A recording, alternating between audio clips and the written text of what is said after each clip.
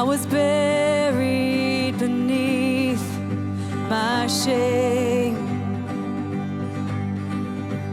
Who could carry that kind of weight?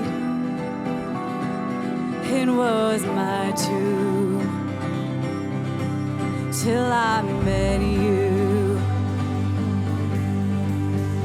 I was breathing but not alive.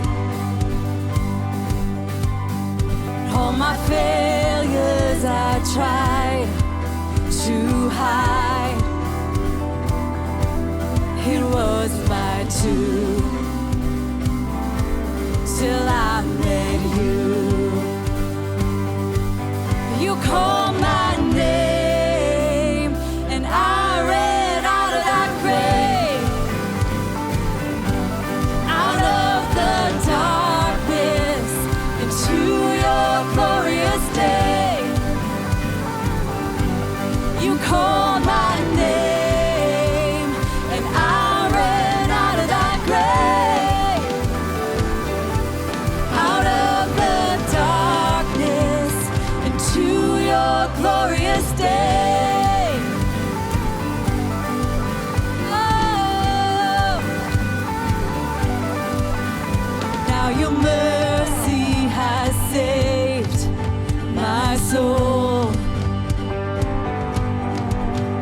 Now your freedom is all that I know.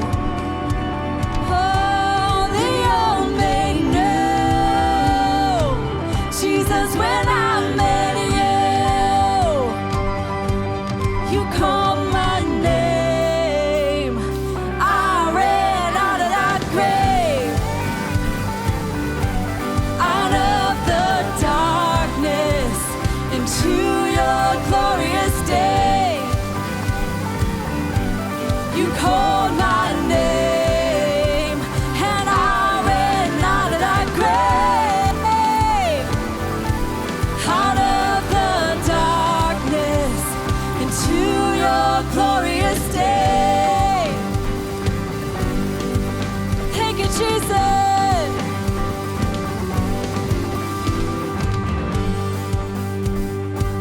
Do you believe it today? Let's sing this next part. I needed rescue, my sin was heavy, but chains break out the weight of your glory. I needed shelter, I was an orphan. Now you call me a citizen of heaven. When it was broken, you were my healing. Now your love is the air that I'm breathing. I have a future, my eyes are open, and when you call my name, I ran out of that grave, out of the darkness into your glorious day. Thank you, Jesus. You call my name and I ran out of that grave, out of the darkness into your glorious day.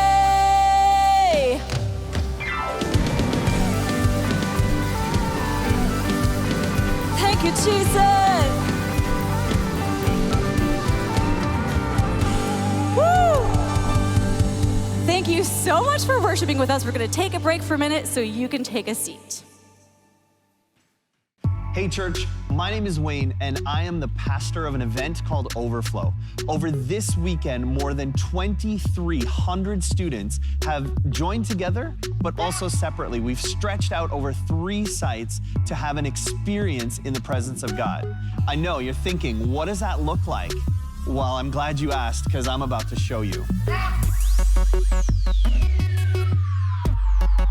We are so thankful that you have trusted us with your students, and we pray that they come back to your church having learned about the Veritas, that is the truth that God loves them and has a purpose for them, and they're a blessing to your church. Have a great Sunday. Well, I had the privilege to hang out with our youth group when we went to the Hamilton location, and 1,000 kids packed in the room is quite the sight to see. Boy, we had a great time together as a community, but also it is amazing to see kids lean into the truth of Jesus and experience it for themselves. I am super proud of our 90 kids that went out this weekend and who do such a great job. Leaders and pastors as well. It is an amazing group, and what a great environment for our kids to discover God with their friends, with leaders that love them. Oh, I hope that you pray for our youth pastor and leaders all the time, because we just love investing into this next generation. Well, welcome again to Gateway Church. We're so glad that you're here with us in person or watching online. We are thrilled to be a part of your weekend. And we say this all the time, but we really love and believe that our faith is a journey.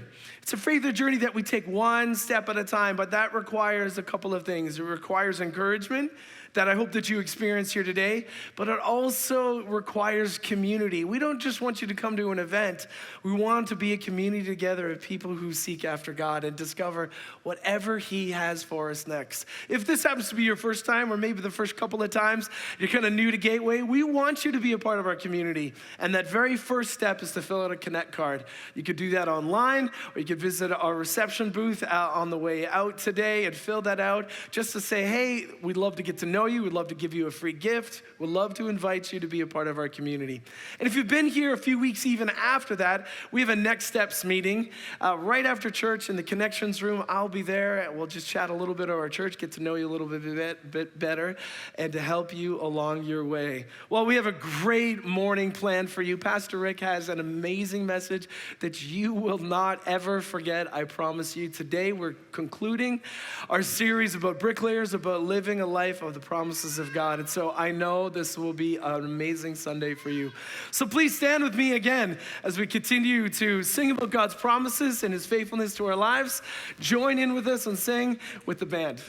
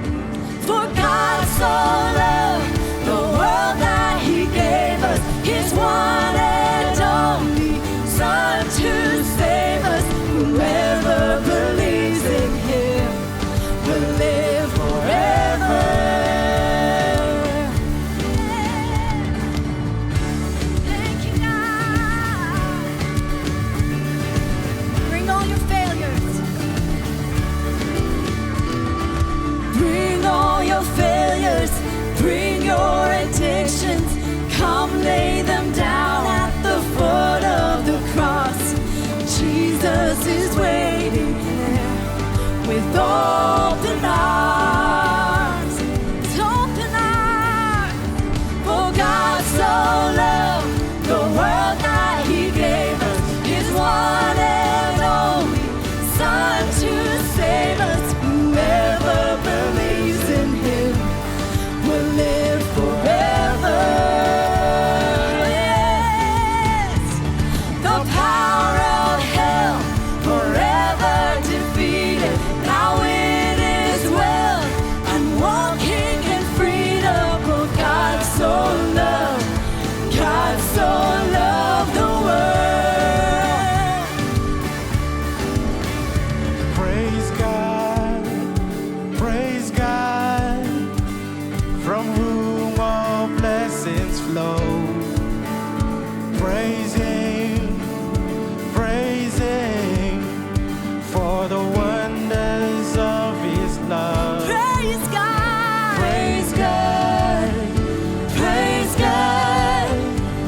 From whom all blessings flow.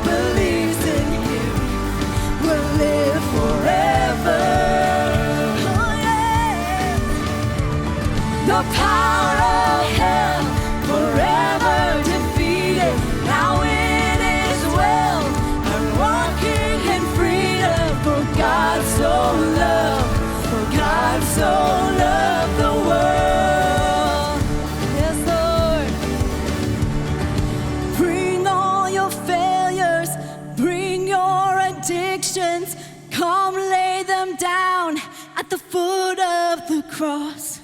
Jesus is waiting. God so loved the world. Thank you, Jesus.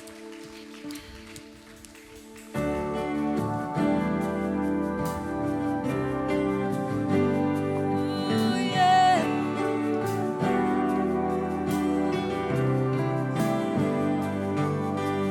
Father of kindness, you have poured out grace. You brought me out of darkness. You have filled me with peace. Giver of mercy, you're my help in time of need. Lord, I can't help but see. Faithful you are, faithful forever you will be. Faithful you are. Thank you, Lord. All your promises are yes and amen. All your promises, all your promises are yes and amen. Yeah, yeah. Oh, thank you, Jesus. Yeah. Beautiful Savior, you have brought me near. You pulled me from the ashes. You have broken every curse. Blessed Redeemer, you have set this captive free. Thank you, Lord. Lord, I can't help but say, it's faithful you are, faithful forever you will be, faithful you are, Lord.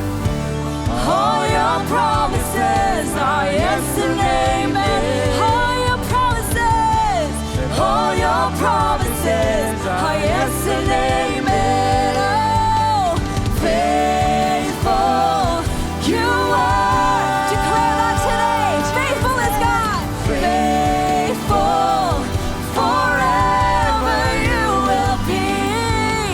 Faithful you are. All your promises are yes and amen. Oh, all your promises are yes and amen. Oh God, all your promises are yes and amen. Yes, Lord. Thank you, Jesus. I will rest in your promises. My confidence is your faithfulness. I will rest in your promises. My confidence is your faithfulness. I will rest in your promises. My confidence is your faithfulness, and I will rest in your promises. My confidence is your faithfulness. It's faithful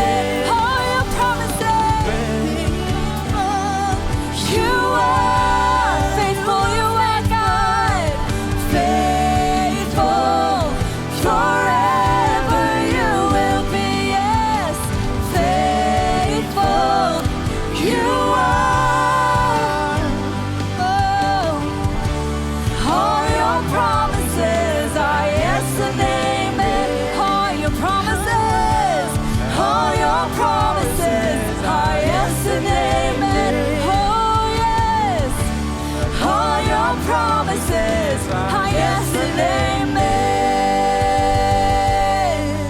Thank you, Jesus. Thank you, Jesus. You are faithful, oh God. We thank you that we can trust you, Lord, for you are faithful, God. We put our hope, our trust in you, Jesus. Thank you, God. I am holding on to faith, 'cause I know you'll make a way. And I don't always understand, and I don't always get to see, but I will believe it. Yes, I will believe it.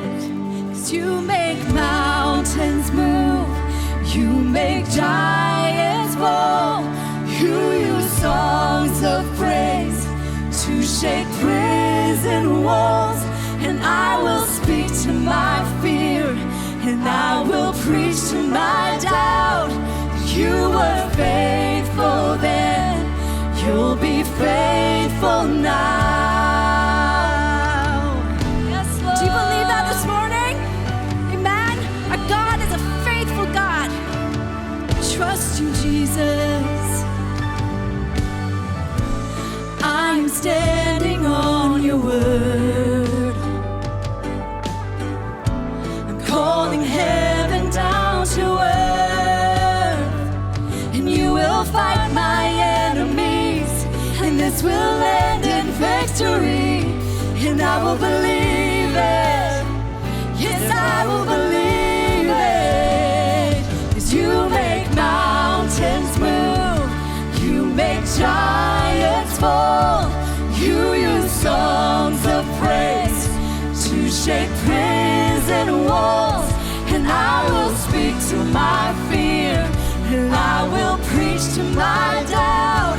That you were faithful then, you'll be faithful now. You were faithful then, you'll be faithful now. And I know that I know you never fail. Yes, I know that I know you never will. And I know that I know you never fail. Yes, I know that I know you never will. 'Cause you make mountains move, you make giants fall, you use songs of praise to shake prison walls. And I will speak to my fear, and I will preach to my doubt. That you were faithful then, oh, you'll be faithful now. You were mountains move, you make giants fall, you use songs of praise to shake prison walls. And I will speak to my fear, and I will preach to my doubt. That you were faithful then, you'll be faithful now. Oh, you were faithful then, you'll be faithful now. Thank you, Lord. Thank you, Jesus. Well, the faithfulness of God is something that we can celebrate. The faithfulness of God is something that we can depend on and rest our lives on. That God can do the impossible. He is not like us. I would love to be this consistent, but he is not like me. His ways are higher, his ways are better, and there's nothing that my God cannot do. He is that faithful. Would you bow your heads and let me pray? Lord, we thank you today, because all we have to do is trust in you. Lord, we breathe in, I trust you, Lord, and we exhale, you are faithful. We trust in you, Lord, and you are faithful. What you have said to generations past, Lord, it's like you just said them enough to today. They are just like you said them today, just as powerful, just as meaningful. Lord, so we receive them today. We put our trust in you, and we believe in you today, that you have great things in store for us. Lord, you don't want something from us. You have something that's for us. And so we thank you and praise you for your love and your faithfulness today in your name. Amen. Amen. Thank you so much for singing these promises of God with us today. I hope that you have been refreshed by them and renewed by them each and every day.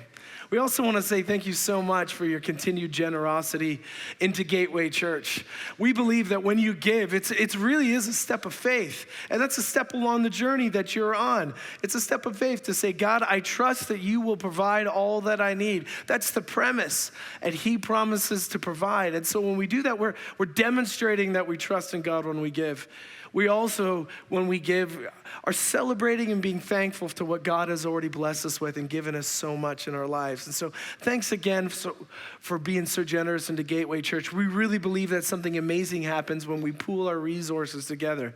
That somehow 1 + 1 doesn't equal 2 when we give them to God. It's 1 + 2 = 10 or 20 or who knows, but something amazing absolutely happens when we give them to God. The Bible talks about them being pressed down, shaken together, and running over. It just seems to expand when we collect our resources, our time and our money, and say, God, would you use them to be a blessing to our community? And so that's what we do every single week. The pastors and leaders pray about, Lord, how do we be a blessing to those that are around us here in London, but also around the world as well. And so thank you so much for your generosity. If you'd like to be a part of that today, you could give at the reception desk or online. Thank you so much again for your continued generosity. Also, one of the main things that we do here is about Gateway Cares. Like I just said, we do this generosity to be a blessing. And when we read the scriptures, Jesus was a blessing to everywhere and everyone that he ever met. Whether they liked him or didn't like them, he blessed them. Whether they disagreed with him and said, I don't want to follow him, he still blessed them. And so we feel this calling as a church to be an absolute blessing to those around us in this community and around the world. One of the ways that we do that is we partner with a couple of organizations that work out of downtown London, and we prepare sandwiches and meals for them. And we do this every single Sunday.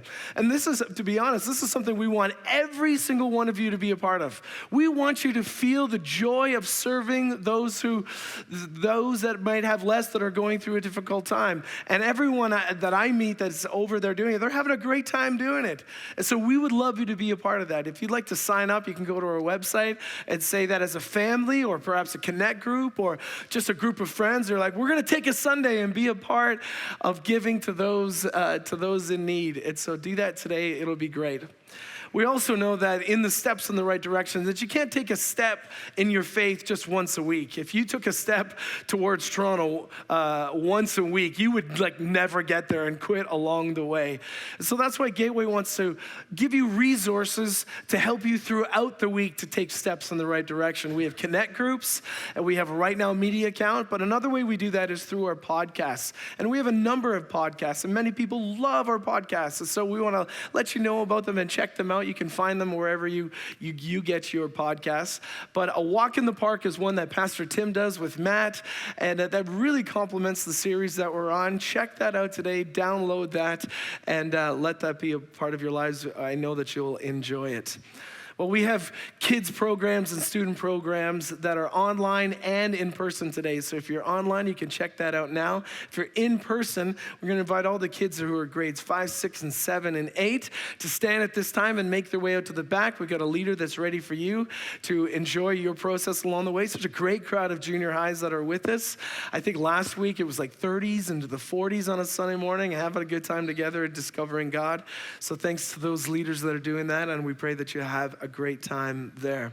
You can invite Abiomi at this time to come forward here and read a portion of scriptures that really sets up Pastor Rick's messages about the promises of God. I'm so glad that Abiomi is a part of our tech team and our worship team. He blesses us every single time he's on, and so he's going to read a portion of scripture for us. Thank you so much. Thank you. I'm originally Nigerian, and we have a growing community of Nigerians here at Gateway. So I'll be bringing you greetings in some of our Nigerian languages. Inakwana, Mungo de wa Allah de akao mu yo, Otutu oma, Ekaro, Olúwa wà pẹ̀lú yín.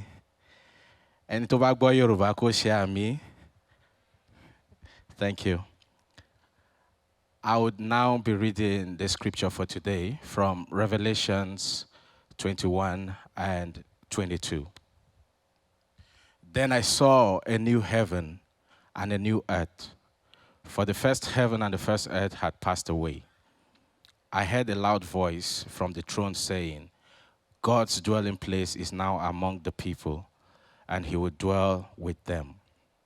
They will be his people, and God himself will be with them and be their God. He will wipe away every tear from their eyes. There will be no more death or mourning or crying or pain, for the old order of things has passed away. I saw the river of the water of life, as clear as crystal, flowing from the throne of God down the middle of this great street of the city. On each side of the river stood the tree of life, yielding its fruit every month, and the leaves of the tree are for the healing of the nations. No longer will there be any curse. God's servant will see his face, and his name will be on their foreheads. They will not need the light of a lamp or the light of the sun, for the Lord God will give them light, and they will reign forever and ever. The foolish man built his house upon the sand. The foolish man built his house upon the sand. The foolish man built his house upon the sand, and the rains came a-tumbling down. The wise man built his house upon the rock. The wise man built his house upon a rock. The wise man built his house upon a rock, and the house on the rock stood firm.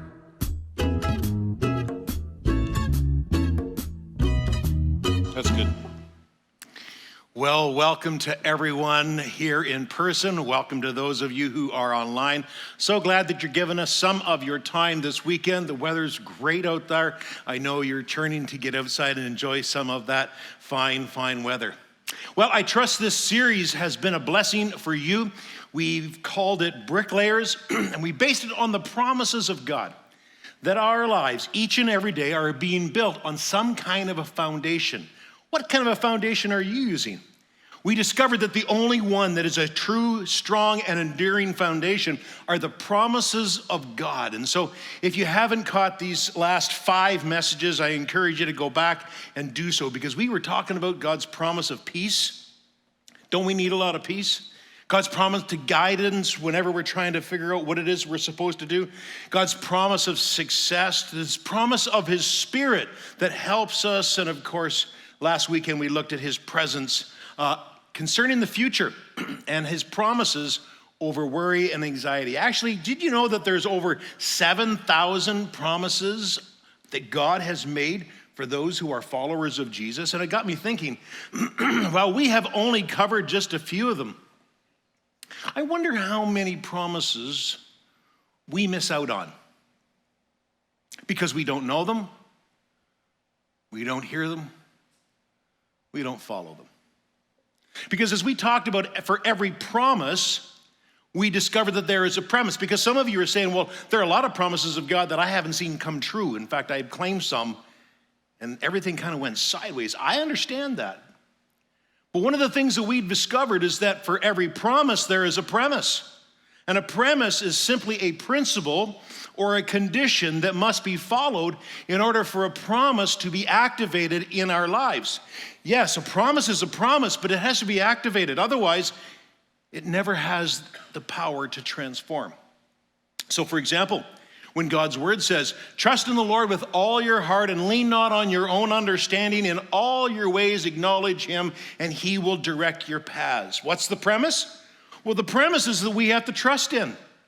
The premise is that we can lean not on our own understanding. That's the premise. The promise is he will direct our paths, but we must activate the promise through the premise. So when we say God's promises are sure and yes and amen, absolutely.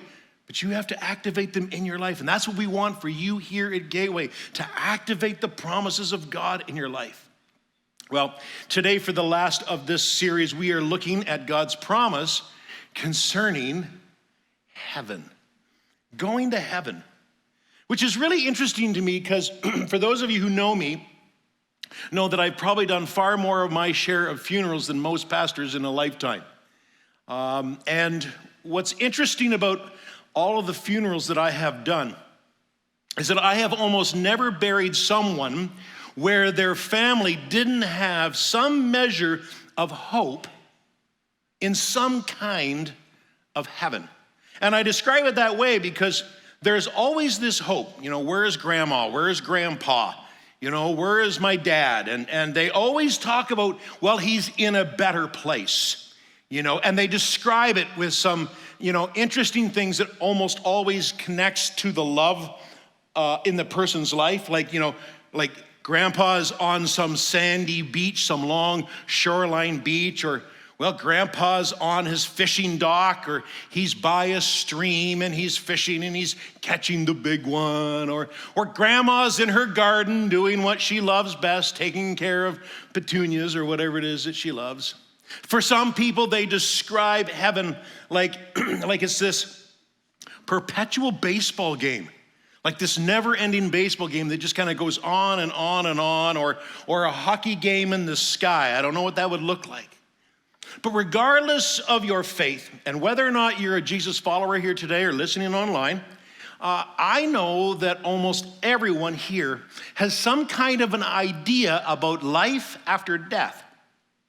And most of us have come up with our own criteria for admittance or rejection to that place that we would call heaven. So when it comes to the hereafter, we always think of it in terms of admittance. And we think of it in terms of rejection as some kind of measure of either admittance being worthiness and rejection some kind of judgment. Case in point, and so as a current example, and I want to be sensitive to this today.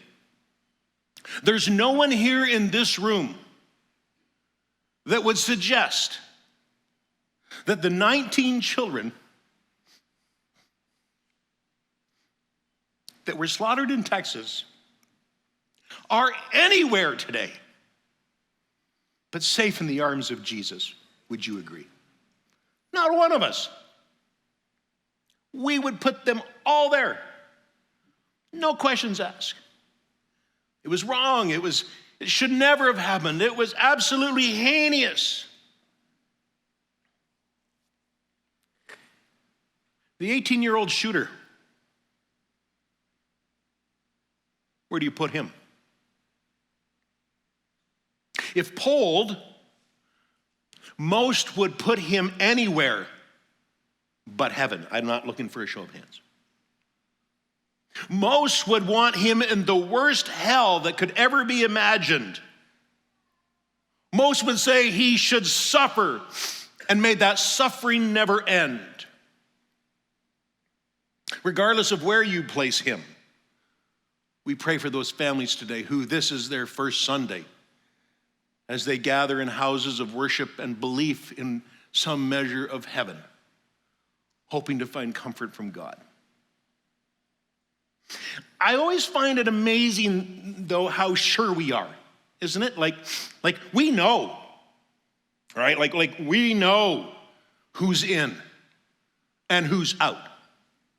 I mean, we're sure who has it coming to them and who gets a pass, who deserves a break. Each one of us has what I call our own moral eternity meter, don't we? Like we're all sure, judge and jury, of course. Like, oh, them? Oh, yeah, they're in, for sure. They're good people. Come on now. No. Them? I'm not so sure. Maybe. Today, okay. Nah, tomorrow, I don't know. So before we go any further, if you're here today and you're not sure you're a follower of Jesus, you're not sure about these ideas of eternity, I want you to know that's cool today. It's okay to have your questions. It's okay to wonder. If you're not so sure about life hereafter and who's in or who's out or how you get there, whatever, you know what, I get that.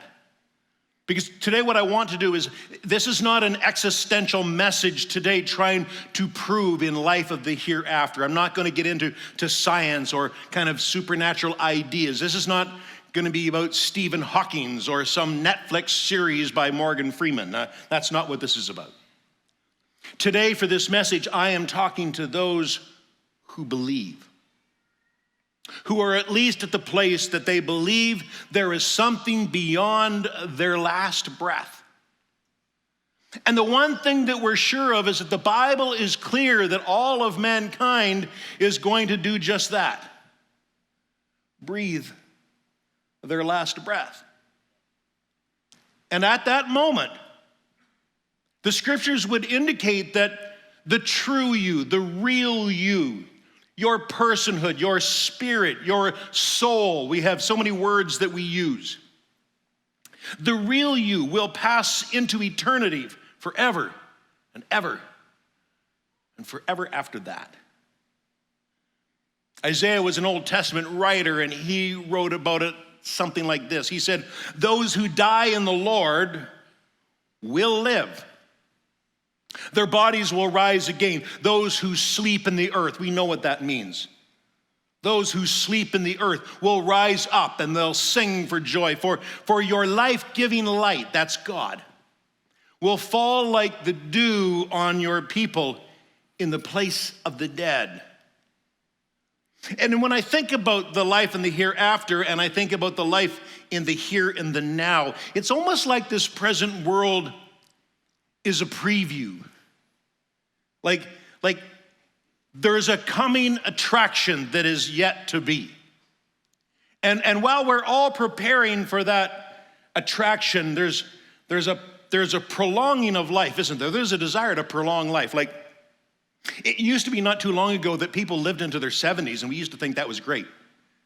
Like, man, they lived into their 70s. What a ripe old age. And then they retired. They spent a few months in Boca Raton, Florida in the wintertime, and then they died. And then somewhere along the line, and I don't know where it happened, but we discovered Pilates and yoga and keto diets. And all of a sudden now the goal wasn't 70, now it was 80. And we wanted to live into our 80s. 80s was a ripe old age as long as you had your health, remember? And we wanted to live into our 80s, maybe a few years in the nursing home, and then that's the ball game. 2022, now there's people that are in a quest for 90. Now we're thinking 90 to 100. And then depending on your suffering or hardship, end of life has now become more of an option than a conclusion. Regardless of your plans, regardless of your expectations, the ending, however, is always the same. With or without bacon, life will end. So let it end with bacon.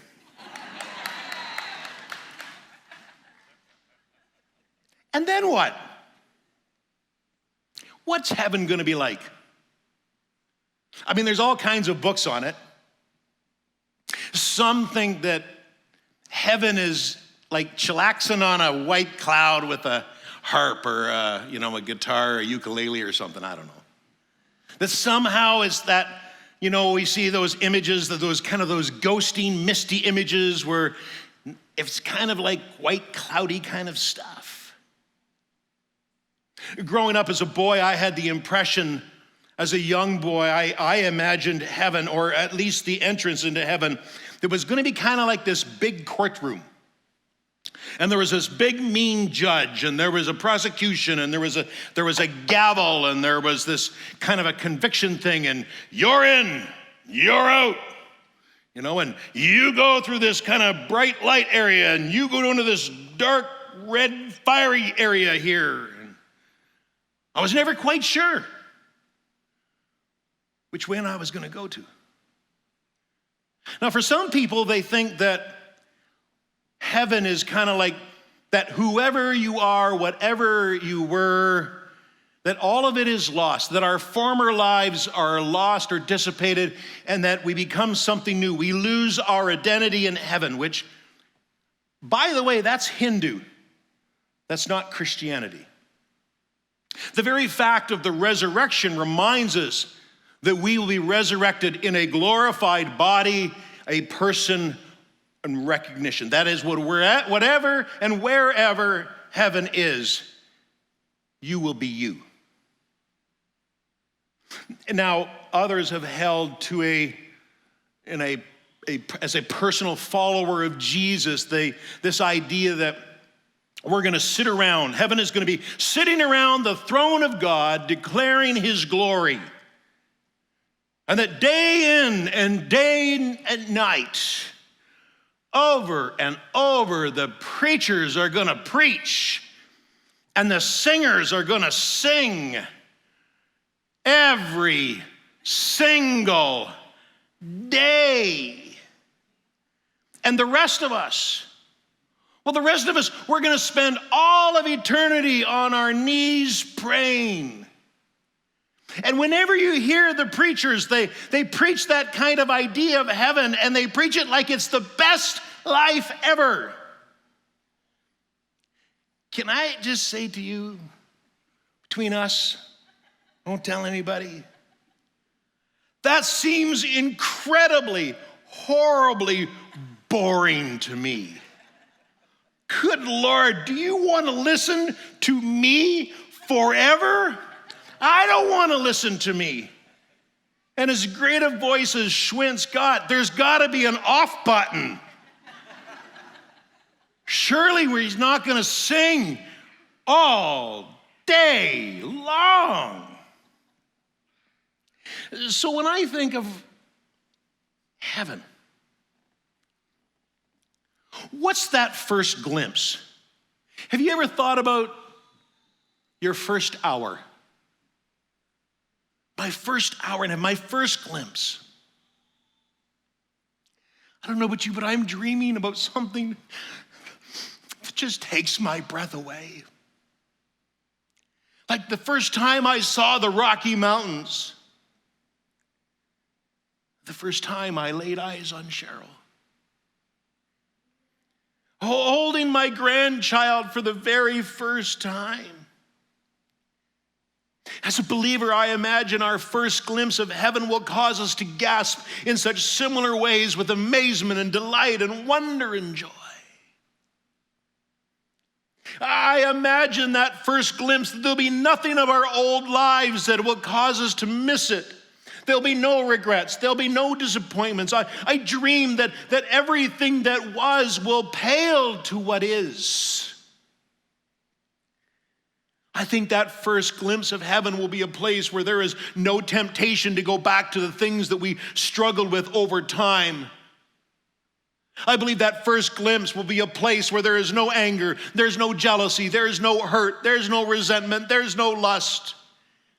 It is a place where there is no anxiety or worry or fear or missed opportunities. I dream that it will be a place, that first glimpse, where all of the physical struggles that we've had to endure on this earth will be no more. I dream of a day with no arthritis, no autoimmune diseases, no diabetes or heart attacks or cataracts or bad backs or bad knees. I dream of that day and that glimpse of heaven, and the older I get, the more I'm looking forward to that. I imagine a place where all of my earthly gifts and skills and talents, my yearnings, my callings will be fulfilled continually. That which God gave to Adam and Eve as purposeful in the original creation story, I believe that heaven will be its final fulfillment. I believe that in that first glimpse of heaven, there'll be no more struggling to find myself. There'll be no more wanting to feel good about myself anymore, or wanting to feel wanted or necessary or important. I imagine heaven as a place that all that is wrong in this world is finally made right, and not according to my speculations, not according to my criteria, observations, or my judgments, but on what God has declared as truth. Can you imagine that first hour? If there's such a thing as hours, I have no idea. What will that first hour in heaven be like? When all will be made right with God. All will be made right with one another. All will be made right with ourselves. That first hour in heaven will mean think about a mass reconciliation with ourselves, with one another, and with God to the deepest of levels, a place where the realization of truth, the reception of truth, the dispensing of truth, the understanding will bring an order of forgiveness and grace and mercy, and all will be reconciled to the deepest core of our being. I believe in that first hour when evil will be done away with, when all will be settled and justice will finally prevail in all of its totality, that it will mean some kind of full and complete admission and confession of what was, a fully embracing of grace and mercy and forgiveness. I imagine a place where every day I awake with fresh wonder and awe, that every new hour will be like the first hour. That every day that I wake up, I will gasp again at the beauty and the wonder. I imagine that every day there'll be something that will take my breath away. A place that those whom I knew and that I loved the most, that we'll be together again. There'll be no more tearing of our hearts by time or distance or circumstance or death. I imagine that first hour. These days, most of our ideas of heaven are based on Hollywood movies, TV sitcoms, rather than on what God has said and what God has promised. Now, I know that there are some of you in this room and you're thinking, especially perhaps some young adults in the room, and you're thinking, kind of like, well, what do I care about heaven? Pastor, that's all great. Thanks for the emotion, but you're old. Shut up. I have my whole life ahead of me, bro. Heaven, even if it exists, it's a long ways away. I'm not going anywhere. I'm living in the here and the now. And that's true. You're alive in the here and the now. But I got some bad news for you. It doesn't matter your age. Statistically speaking, you're not going to make it. Life is terminal.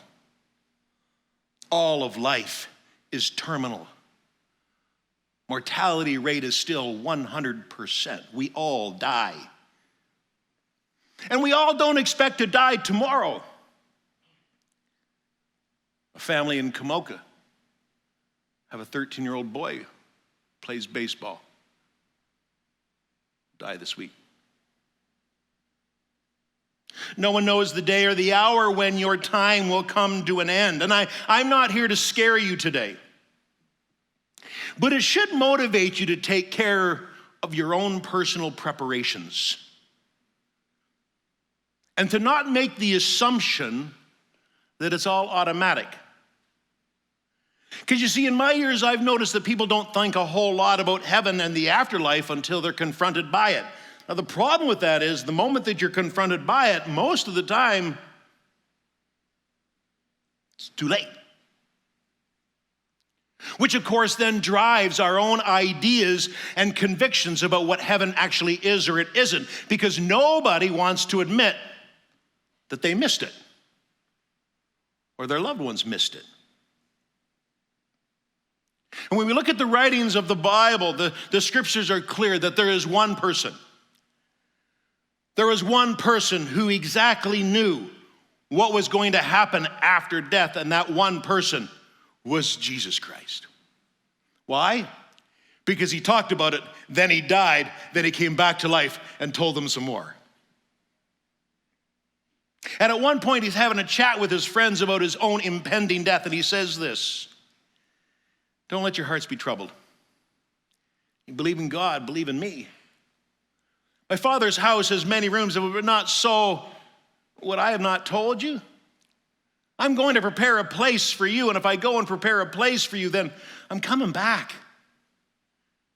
I'm going to take you with me that you might be where I am. Now, you know the way to the place where I'm going.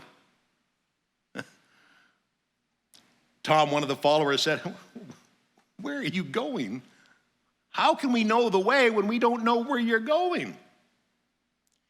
Jesus said, I am the way, the truth, and the life. But catch this. No one, say that word, no one comes to the Father except through me. I know you might want to argue with that, and many won't like that, but I didn't say it. The one who died and came back to life and then left this earth, I kind of take his word for it. I am the way, the truth, and the life, and no one comes to the Father, no one, except through me. Here's the deal, guys. I want you to know what's going to happen. He says, I'm going to die. I'm going to go to be crucified on a real cross, and it's going to be suffering. They're going to take my body. They're going to bury it in a tomb. I'm going to be in that grave for 3 days. But because the power of the living Almighty God is in me, through the power of the Holy Spirit, I'm going to come back to life. And then when I come back to life, I'm going to leave to get heaven ready. This is going to happen. And it did. Just the way he said it. And before he left, he said, I'm coming back for you. For you. For you. I promise I'm coming back. The premise? Well, the premise is you have to believe. The premise is you have to receive by faith. The premise is you have to follow me there to heaven. Why? Because I'm the only way. So if you're not following me, you can't get there. And in the meantime, when you die, don't be afraid. Just follow. Because I've overcome the grave and I've taken the sting of death. It's been removed because in me, you get to live forevermore. Just know, I am preparing a place for you. Be reminded today that Christ is preparing a place for you. And regardless of how you see it, regardless of whether there's streams or a golf course or a hockey game or whatever it is you think you're going to be doing up there, whatever it is, I can tell you this, that place, more than you can imagine, more than you could ever dream. Paul said, no eye has seen, nor ear has heard, nor mind has imagined what God has prepared for those who love him. Max Lucado said, heaven is beyond our imagination. At our most deepest and creative moments, to our highest levels, we cannot fathom what eternity will be like. One day, you and I will look into the face of Jesus for the very first time, and it'll be in heaven. We'll look into the eyes of the one who knit you together in your mama's womb. Think about it. You're going to look into the face of the one who knew your name before your parents knew. The one who planned you. He planned you and all the time that you're going to spend here on this earth. Whatever your experiences, whatever life has been for you on this earth, God has planned all of this. But more importantly, God has been planning the ending. And the ending is his best end for you. It's being with him forever. So how do we get there? Well, if you're new to Gateway, that's why we're here. Here at Gateway, we exist to help people find the way. Every day we want to help you take the next step on your journey to the celestial city, as one writer has put. As Thomas said, I don't know how to get there. If that's you today, we want you to get there. We want you to discover the way. I'm here to tell you today that it is a promise. I am the way, the truth, and the life. If you hear nothing else today, hear that. It is a promise on which you can stake your life and you can stake your future on. And maybe you're here today and you've been like, you're kicking the tires of Christianity, of being a follower of Jesus, and you're not sure. You're still wondering about this. What about today?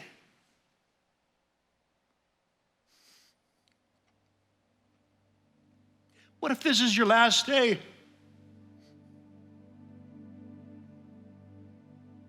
Is heaven your home? Do you know the way? Are you in the way? Are you on the way? You got plans for this afternoon and plans for tomorrow, but they're not automatic. Things aren't guaranteed. Neither is heaven. There's no default. There's no just fast forward. Outside of faith and devotion and being a follower of Jesus, you can't follow any other way. And I can assure you this, heaven's gonna happen. With you? Without you? You see, you were born to be in a relationship with God. That's why he made us. It was motivated by a desire to have a relationship with his creation. It was driven by his love for us. And so you were made to be in a relationship with him. And as he thought you up, as he created you and designed you, he knew that he wanted to be with you forever and ever and ever. And that's why for some of us, sometimes we're searching for something, and we're trying to get to something, and we don't know why we're having a hard time getting to it. And it's like there's something missing. And we can build a great life here on this earth. We can build a home, we can build a family, we can build a career, we can build an empire. 25 grandchildren if you want. And still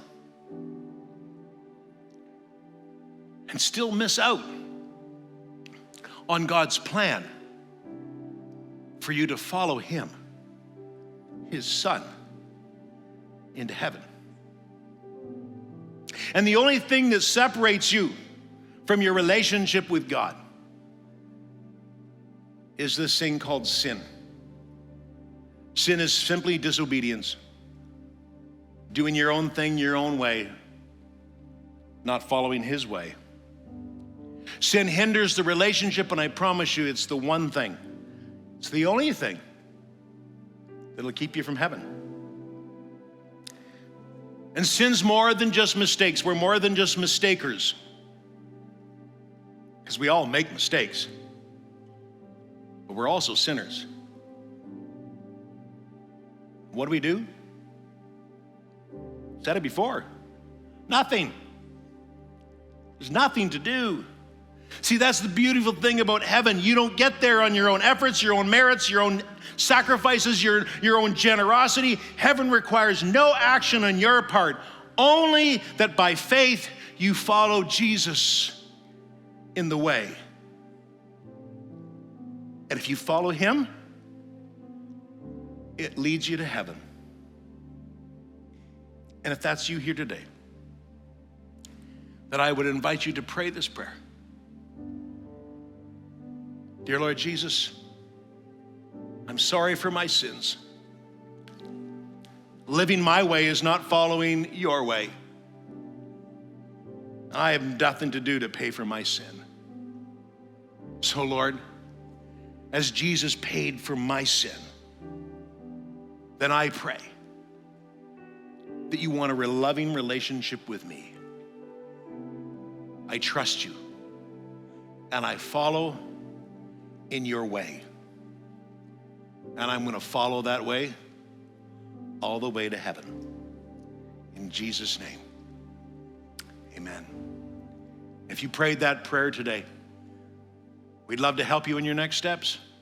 We'd love to help you in that journey as you follow your way to heaven's home. God bless you.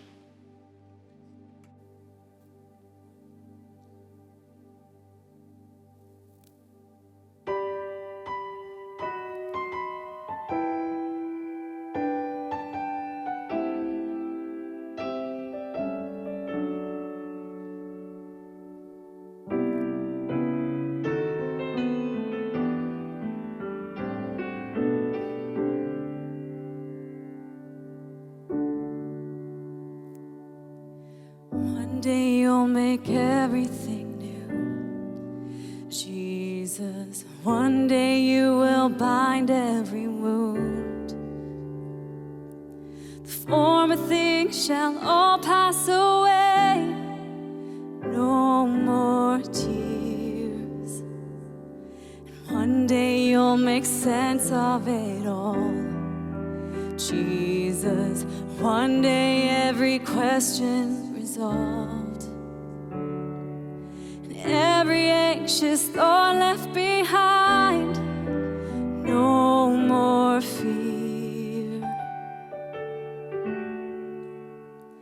And when we all get to heaven, what a day of rejoicing that will be. When we all see Jesus, we'll sing and shout the victory. One day we will see face to face Jesus. Is there a greater vision of grace? And in a moment we shall be changed on that day. And one day we will be free indeed, Jesus. One day all the struggle will cease, and when we will see your glory revealed on that day. And when we all to heaven, what a day of rejoicing that will be.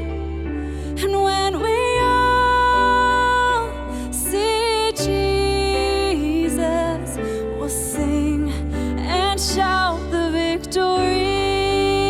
And when we all get to heaven, what a day of rejoicing that will be.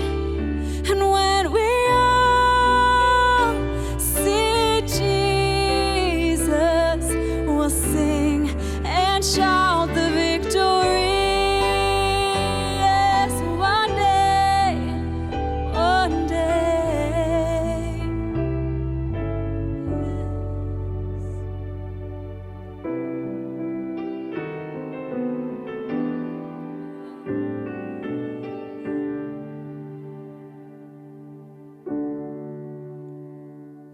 Yes, one day we will see face to face Jesus. Is there a greater vision of grace?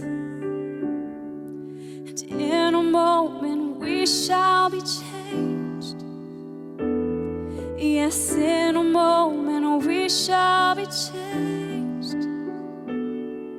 Yes, in a moment we shall be changed on that day.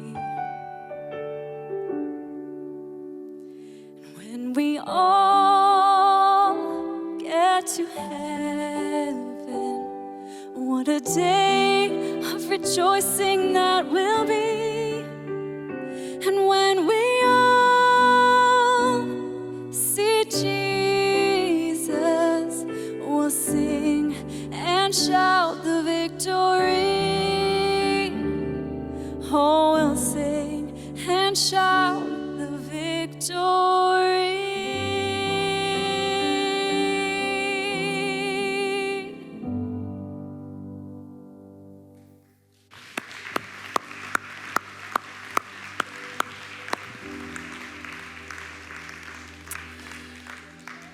Could there be a greater promise?